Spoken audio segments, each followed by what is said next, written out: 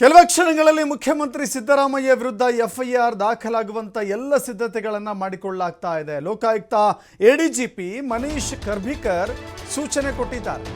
ಈಗಾಗಲೇ ಜನಪ್ರತಿನಿಧಿಗಳ ವಿಶೇಷ ನ್ಯಾಯಾಲಯ ಮತ್ತು ಹೈಕೋರ್ಟ್ ಕೂಡ ಮುಖ್ಯಮಂತ್ರಿಗಳ ವಿರುದ್ಧದ ಆದೇಶವನ್ನು ಮಾಡಿತ್ತು. ಅದರ ಅನುಸಾರ ಇವತ್ತು ಮೈಸೂರಿನ ಲೋಕಾಯುಕ್ತ ಎಸ್ಪಿ ಟಿ.ಜೆ. ಉದೇಶ್ ನೇತೃತ್ವದಲ್ಲಿ ಎಫ್ಐಆರ್ ಆಗುತ್ತೆ. ಮೈಸೂರಿನಲ್ಲಿದ್ದಾರೆ ಮುಖ್ಯಮಂತ್ರಿಗಳು. ಇವತ್ತು ಅಧಿಕೃತ ಕಾರ್ಯಕ್ರಮಗಳ ಹಿನ್ನೆಲೆ ಮುಖ್ಯಮಂತ್ರಿಗಳು ಮೈಸೂರಿನಲ್ಲಿದ್ದಾರೆ. ಮುಖ್ಯಮಂತ್ರಿಗಳಿದು ಕಾಕತಾಳೀಯ ಅನ್ಬಹುದಷ್ಟೇ. ಯಾಕಂತ ಹೇಳಿದ್ರೆ ಮುಖ್ಯಮಂತ್ರಿಗಳು ಇವತ್ತು ಅಧಿಕೃತ ಕಾರ್ಯಕ್ರಮಗಳ ಮೇರೆಗೆ ಮೈಸೂರಿಗೆ ಹೋಗಿದ್ದಾರೆ. ಅನೇಕ KDP ಮೀಟಿಂಗ್ ಸೇರಿದಂತೆ ಅಧಿಕೃತ ಕಾರ್ಯಕ್ರಮಗಳನ್ನು ಹಮ್ಮಿಕೊಂಡಿದ್ದಾರೆ ಮುಖ್ಯಮಂತ್ರಿಗಳು. ಇದೇ ಸಂದರ್ಭದಲ್ಲಿ ಎಫ್ಐಆರ್ ದಾಖಲು ಮಾಡಿಕೊಳ್ಳಿಕ್ಕೆ ಸಿದ್ಧತೆಯನ್ನು ಮಾಡಿಕೊಳ್ಳಲಾಗ್ತಾ ಇದೆ. ಈಗಾಗಲೇ ಜನಪ್ರತಿನಿಧಿಗಳ ವಿಶೇಷ ನ್ಯಾಯಾಲಯದ ಆದೇಶ ಇದೆ. ಅವರ ವಿರುದ್ಧ ಎಫ್ಐಆರ್ ದಾಖಲು ಮಾಡಿಕೊಳ್ಬೇಕು, ವಿಚಾರಣೆಯನ್ನು ಮಾಡಬೇಕು, ಜೊತೆಗೆ ವರದಿಯನ್ನು ಸಲ್ಲಿಕೆ ಮಾಡಬೇಕು ಅಂತ ಹೇಳಿ ಈ ಹಿನ್ನೆಲೆ 45 ಪುಟಗಳ ಎಲ್ಲ ಅಂಕಿಅಂಶಗಳನ್ನು, ಎಲ್ಲ ಮಾಹಿತಿಗಳನ್ನು ಸಂಗ್ರಹ ಮಾಡಿದ್ದಾರೆ. ಅದನ್ನು ಟೈಪ್ ಕೂಡ ಮಾಡ್ಕೊಳ್ತಾ ಇದ್ದಾರೆ. ಸಿದ್ಧತೆಯ ಭಾಗವಾಗಿ ಮಾಡ್ಕೊಳ್ತಾ ಇದ್ದಾರೆ. ಇದು ಒಂದು ರೀತಿ ಕಾಕತಾಳಿ. ಎಲ್ಲರಿಗೂ ಒಂದು ಕುತೂಹಲ ಇದೆ, ಏನಾಗುತ್ತೆ ಈ ಕೇಸ್ನಲ್ಲಿ ಮುಂದೆ. ಮುಖ್ಯಮಂತ್ರಿಗಳ ವಿರುದ್ಧ ಎಫ್ಐಆರ್ ದಾಖಲಾದ ನಂತರದಲ್ಲಿ ಏನಾಗುತ್ತೆ, ತನಿಖೆ ಯಾವ ದಿಕ್ಕಿನಂತೆ ಸಾಗುತ್ತೆ, ಅವರನ್ನು ವಿಚಾರಣೆ ಕರೀತಾರಾ ಅಥವಾ ಕಸ್ಟಡಿಗೆ ತೆಗೆದುಕೊಳ್ತಾರಾ ಅಥವಾ ಇನ್ನೇನಾದ್ರು ಬೇರೆ ಬೇರೆ ಪ್ರಕ್ರಿಯೆಗಳು ಜರುಗುತ್ತಾ, ಅನೇಕ ಕುತೂಹಲದ ಸಂಗತಿಗಳಿದ್ದಾವೆ. ಮುಖ್ಯಮಂತ್ರಿಗಳು ಹೇಳಿ ಕೇಳಿ ಈ ರಾಜ್ಯದ ಮುಖ್ಯಮಂತ್ರಿಗಳ ವಿರುದ್ಧದ ಕೇಸ್ ಆಗಿರೋದ್ರಿಂದ ರಾಜ್ಯದ ಗಮನ ಸೆಳೆದಿದೆ, ದೇಶದ ಗಮನ ಸೆಳೆದಿದೆ. ಅನೇಕರು ಕೂಡ ಈ ವಿಚಾರದಲ್ಲಿ ಚರ್ಚೆ ಮಾಡಿದ್ದಾರೆ. ಕೇವಲ ಇದು ಕಾನೂನು ಹೋರಾಟ ಅಂತ ನಾವು ಪರಿಗಣನೆ ಮಾಡಲಿಕ್ಕೆ ಬರೋದಿಲ್ಲ. ಇದು ರಾಜಕೀಯ ಸಂಘರ್ಷಕ್ಕೂ ಕೂಡ ಎಡೆ ಮಾಡಿಕೊಟ್ಟಿದೆ. ರಾಜಕೀಯವಾಗಿಯೂ ಕೂಡ ಬಹಳ ದೊಡ್ಡ ಸಂಚಲನವನ್ನು ಸೃಷ್ಟಿ ಮಾಡಿರುವಂಥ ಪ್ರಕರಣ ಇದು. 3 ದೂರುದಾರರಿದ್ದಾರೆ. 3 ದೂರುದಾರರ ಆಧಾರದ ಮೇಲೆ ಗವರ್ನರ್ ಒಂದು ರೀತಿ ವಿಚಾರಣೆಗೆ ಪ್ರಾಸಿಕ್ಯೂಷನ್ಗೆ ಅನುಮತಿಯನ್ನು ಕೊಟ್ಟಿದ್ದರು. ಅದನ್ನು ಚಾಲೆಂಜ್ ಮಾಡಿ ಮುಖ್ಯಮಂತ್ರಿಗಳು ಹೈಕೋರ್ಟ್ನ ಮೆಟ್ಟಿಲೇರಿದ್ರು. ಅಲ್ಲಿಯೂ ಕೂಡ ಮುಖ್ಯಮಂತ್ರಿಗಳ ವಿರುದ್ಧದ ತೀರ್ಪು ಬಂತು. ಇನ್ನೊಂದು ಕಡೆ ಜನಪ್ರತಿನಿಧಿಗಳ ವಿಶೇಷ ನ್ಯಾಯಾಲಯದಲ್ಲೂ ಕೂಡ ವಿರುದ್ಧದ ತೀರ್ಪು ಬಂದು ಇಡೀ ರಾಜ್ಯಕ್ಕೆ ಗೊತ್ತಿರುವಂಥ ವಿಚಾರ ಇದು. ಆದರೆ ಇಲ್ಲಿವರೆಗೂ ಆಗಿರುವಂಥದ್ದು ಒಂದು ಕಾನೂನು ಸಂಘರ್ಷ, ಕಾನೂನು ಹೋರಾಟ. ಮುಂದೆಯೂ ಕೂಡ ಮುಖ್ಯಮಂತ್ರಿಗಳಿಗೆ ದಾರಿ ಇದೆ. ಡಬಲ್ ಬೆಂಚ್ಗೆ ಹೋಗ್ತಾರೆ, ದ್ವಿಸದಸ್ಯ ಪೀಠಕ್ಕೆ ಹೋಗ್ತಾರೆ, ಅಲ್ಲಿಯೂ ಕೂಡ ಪ್ರಕರಣದ ಹೋರಾಟವನ್ನು ಮುಂದುವರಿಸ್ತಾರೆ. ಕಾನೂನು ಹೋರಾಟದಲ್ಲಿ ಮುಖ್ಯಮಂತ್ರಿಗಳಿಗೆ ಲಾಭವೂ ಆಗ್ಬೋದು, ನಷ್ಟವೂ ಆಗ್ಬೋದು. ಆದರೆ ಈ ಮಧ್ಯೆ ದಾಖಲಾಗ್ತಾ ಇರುವಂಥ ಎಫ್ಐಆರ್ ಇದೆಯಲ್ಲ ಗೊತ್ತಿಲ್ಲ. ಮುಂದೆ ಡಬಲ್ ಬೆಂಚ್ ಏನಾದರೂ, ಹೈಕೋರ್ಟ್ನ ದ್ವಿಸದಸ್ಯ ಪೀಠ ಏನಾದರೂ ಈ ವಿಚಾರದಲ್ಲಿ ಮುಖ್ಯಮಂತ್ರಿಗಳ ಪರವಾದ ತೀರ್ಪು ಬಂದರೆ, ಈ ಎಫ್ಐಆರ್ಗೆ ತಡೆ ಒಡ್ಡಿದರೆ ಅಥವಾ ಈ ತನಿಖೆಗೆ ತಡೆ ಒಡ್ಡಿದರೆ ಎಲ್ಲವೂ ಕೂಡ ಸ್ಥಗಿತಗೊಳ್ಳಬಹುದು. ಆದರೆ ಸದ್ಯಕ್ಕೆ ಮಾತ್ರ ಮುಂದೆ ಕಾನೂನು ಹೋರಾಟವನ್ನು ನಾವು ಊಹಿಸ್ಕೊಳ್ಳಿಕ್ಕೆ ಸಾಧ್ಯವಿಲ್ಲ. ಪರವೂ ಆಗ್ಬೋದು, ವಿರುದ್ಧವೂ ಆಗ್ಬೋದು. ಮುಖ್ಯಮಂತ್ರಿಗಳ ಪರವಾದ ತೀರ್ಪು ಬಂದರೆ ಖಂಡಿತವಾಗೂ ಕೂಡ ಈ ತನಿಖೆ ಇಲ್ಲಿಗೆ ಸ್ಥಗಿತವಾಗುತ್ತೆ. ಒಂದು ವೇಳೆ ಇದನ್ನು ಮುಂದುವರಿಸಿದರೆ ಮುಖ್ಯಮಂತ್ರಿಗಳು ಸಿಂಗಲ್ ಬೆಂಚ್ಗೆ ಹೋಗ್ಬೋದು. ಅದಾದ ನಂತರದಲ್ಲಿ ಸುಪ್ರೀಂ ಕೋರ್ಟ್ಗೆ ಹೋಗುವಂಥ ಬಹಳ ದೊಡ್ಡ ಅವಕಾಶ ಇದೆ. ಸುಪ್ರೀಂ ಕೋರ್ಟ್ನಲ್ಲೂ ಕೂಡ ಫೈಟ್ ಮಾಡ್ಬೋದು. ಆದರೆ ಇದರ ಮಧ್ಯೆ ಎಫ್ಐಆರ್ ದಾಖಲು ಮಾಡಿ ಲೋಕಾಯುಕ್ತ ಪೊಲೀಸರು ಯಾವೆಲ್ಲ ರೀತಿಯ ತನಿಖೆ ಮಾಡ್ತಾರೆ, ಯಾವೆಲ್ಲ ರೀತಿಯ ವರದಿಯನ್ನು ಸಬ್ಮಿಟ್ ಮಾಡ್ತಾರೆ, ವರದಿಯಲ್ಲಿ ಯಾವ ರೀತಿ ಅಂಶಗಳೆಲ್ಲ ಪ್ರತಿಬಿಂಬ ಆಗುತ್ತೆ, ಇದು ಗಮನ ಸೆಳೀತಾ ಇದೆ. ಹೇಳಿ ಕೇಳಿ ಇವತ್ತಿನಿಂದ 3 ದಿನಗಳ ಕಾಲ ಮುಖ್ಯಮಂತ್ರಿಗಳು ಮೈಸೂರಿನಲ್ಲಿರ್ತಾರೆ. ಮೈಸೂರಿನ ಕಾರ್ಯಕ್ರಮಗಳಲ್ಲಿ ಇರುವಾಗಲೇ ಎಫ್ಐಆರ್ ದಾಖಲಾಗಿರುವ ಕಾರಣಕ್ಕಾಗಿ ಅನೇಕ ರೀತಿಯ ಚರ್ಚೆಗಳಿಗೆ ಇದು ಆಸ್ಪದ ಆಗ್ತಾ ಇದೆ. ಇದು ಕಾಕತಾಳೀಯ ಅಂತ ಭಾವಿಸಬೇಕಾಗುತ್ತೆ ಅಷ್ಟೇ. ಬಟ್ ಇಲ್ಲಿ ಲೋಕಾಯುಕ್ತ ಪೊಲೀಸರು ತೆಗೆದುಕೊಳ್ಳುವಂಥ ತೀರ್ಮಾನಗಳಿದ್ದಾವಲ್ಲ, ಜೊತೆಗೆ ವಿಚಾರಣೆ ಭಾಗವಾಗಿ ಮುಂದೂಡುವಂಥ ಪ್ರಕ್ರಿಯೆಗಳಿದ್ದಾವಲ್ಲ, ಅದು ಸದ್ಯದ ಕುತೂಹಲದ ಸಂಗತಿ ಆಗ್ತಾ ಇದೆ. ಮತ್ತಷ್ಟು ಮಾಹಿತಿ ನಮ್ಮ ಪ್ರತಿನಿಧಿ ಪುನೀತ್ ನೀಡ್ತಾರೆ. ಮೈಸೂರಿನ ಪ್ರತಿನಿಧಿ ಪುನೀತ್ ನೀಡ್ತಾರೆ. ಪುನೀತ್, ಮುಖ್ಯಮಂತ್ರಿಗಳು ಮೈಸೂರಿನಲ್ಲಿದ್ದಾರೆ. ಅವರು ಕಾರ್ಯದ ನಿಮಿತ್ತ ತೊಡಕೊಂಡಿದ್ದಾರೆ, KDP ಮೀಟಿಂಗ್ನಲ್ಲಿದ್ದಾರೆ ಅಂತ ಕಾಣಿಸುತ್ತೆ. ಮುಖ್ಯಮಂತ್ರಿಗಳನ್ನು ನೋಡಿದ್ರೆ ಟೆನ್ಷನ್ ಇದ್ದಾರಾ ಅಥವಾ ಕೂಲ್ ಆಗಿದ್ದಾರಾ ಅನ್ನೋ ಒಂದು ಭಾಗ. ಜೊತೆಗೆ ಅಲ್ಲಿರುವಾಗಲೇ ಮೈಸೂರಿನ ಲೋಕಾಯುಕ್ತರ ಪ್ರಕರಣವನ್ನು ದಾಖಲು ಮಾಡ್ತಾ ಇದ್ದಾರೆ. ಯಾವೆಲ್ಲ ಸನ್ನಿವೇಶಗಳಲ್ಲಿ ಕಾಣಸಿಗ್ತಾ ಇದೆ? ಈಗ ಲೋಕಾಯುಕ್ತ SP ಉದೇಶ್ ಅವರ ಒಂದು ನೇತೃತ್ವದಲ್ಲಿ ಪ್ರತಿಗಳು, ಅಂದ್ರೆ FIR ಪ್ರತಿಗಳು ಈಗ ಏನು ರೆಡಿ ಆಗ್ತಾ ಇರತಕ್ಕಂಥದ್ದು. ಯಾಕೆಂತ ಹೇಳಿದ್ರೆ ಈಗಾಗಲೇ ಹಲವು ಸೆಕ್ಷನ್ಗಳನ್ನ ಸಿಎಂ ವಿರುದ್ಧ ಹಾಕುವಂತ ಒಂದು ಪ್ರಯತ್ನ ನಡೀತಾ ಇರತಕ್ಕಂಥದ್ದು. ಇನ್ನು ಪ್ರಮುಖವಾಗಿ ಮುಖ್ಯಮಂತ್ರಿಗಳು ಈಗಾಗಲೇ ಮೈಸೂರಿನ ಪ್ರವಾಸದಲ್ಲಿದ್ದಾರೆ. ಅದರಲ್ಲಿ KDP ಸಭೆಯಲ್ಲಿ ವಿವಿಧ ಇಲಾಖೆ ಅಧಿಕಾರಿಗಳೊಟ್ಟಿಗೆ ಚರ್ಚೆಯನ್ನ ಮಾಡ್ತಕ್ಕಂಥದ್ದು, ಅಭಿವೃದ್ಧಿ ಕೆಲಸಗಳ ಬಗ್ಗೆ ಸಂಬಂಧಪಟ್ಟಂತೆ ಅಧಿಕಾರಿಗಳಿಂದ ಮಾಹಿತಿ ಪಡೆದುಕೊಳ್ಳುವಂತ ಒಂದು ಕೆಲಸವನ್ನು ಮಾಡ್ತಾ ಇದ್ದಾರೆ. ಇದು ಒಂದು ಕಡೆ ಆದ್ರೆ, ಮತ್ತೊಂದು ಕಡೆ ಮೂಡ ಟೆನ್ಷನ್ ಇರುವಂತಹ ಸಿದ್ದರಾಮಯ್ಯ ಅವರಿಗೆ ಮೈಸೂರು ಲೋಕಾಯುಕ್ತದಲ್ಲಿ ಈಗ FIR ದಾಖಲಾಗ್ತಾ ಇರತಕ್ಕಂಥದ್ದು ಇರಬಹುದು.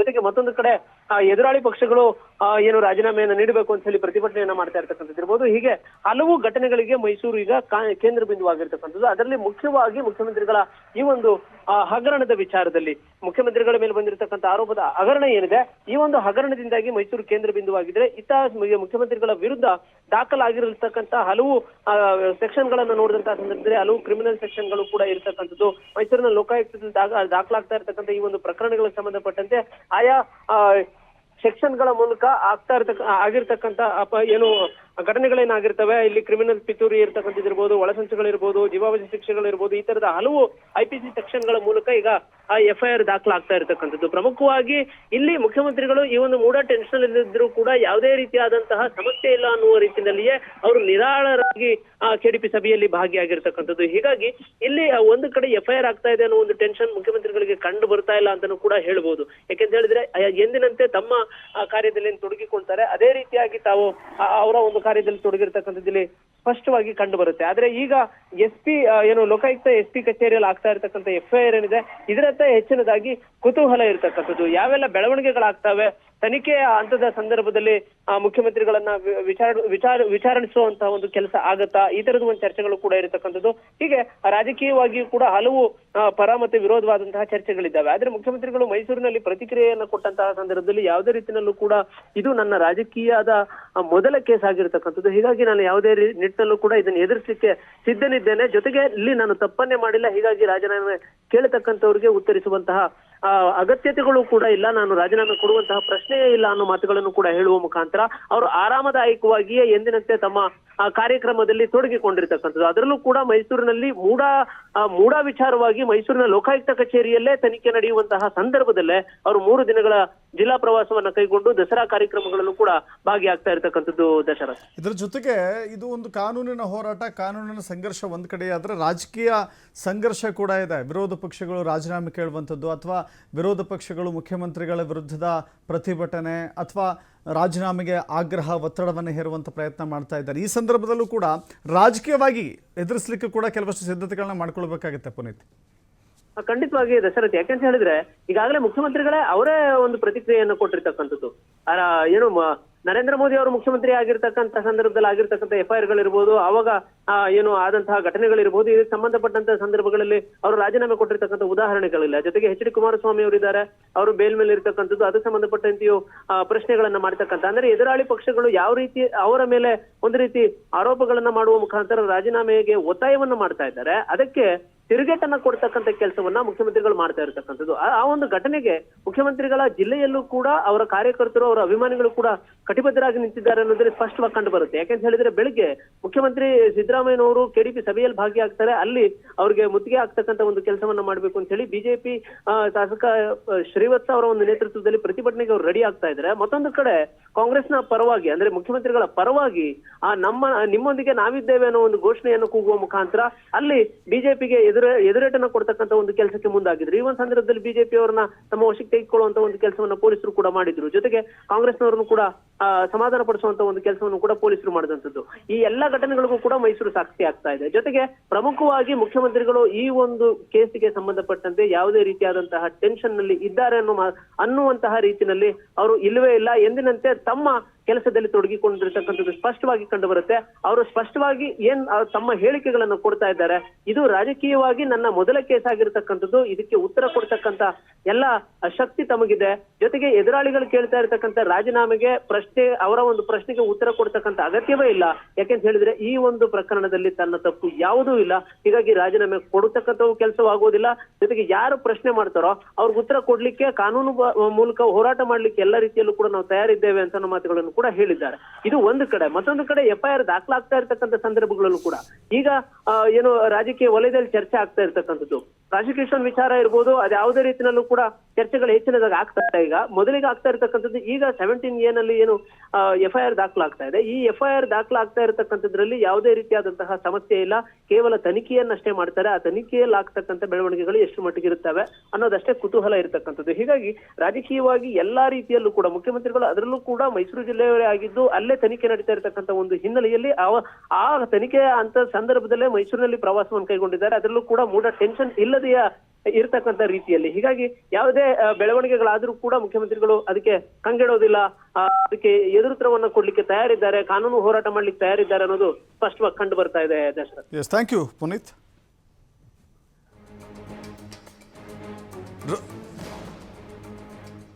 ರಾಜಕೀಯವಾಗಿ ಏನೇ ಇರಲಿ, ಕಾನೂನು ಹೋರಾಟ ಏನೇ ಇರಲಿ, ಆದರೆ ಇದಂತೂ ಇಡೀ ರಾಜ್ಯದಲ್ಲಿ ಬಹಳ ದೊಡ್ಡ ಸಂಚಲನ ಸೃಷ್ಟಿಯಾಗಿದೆ.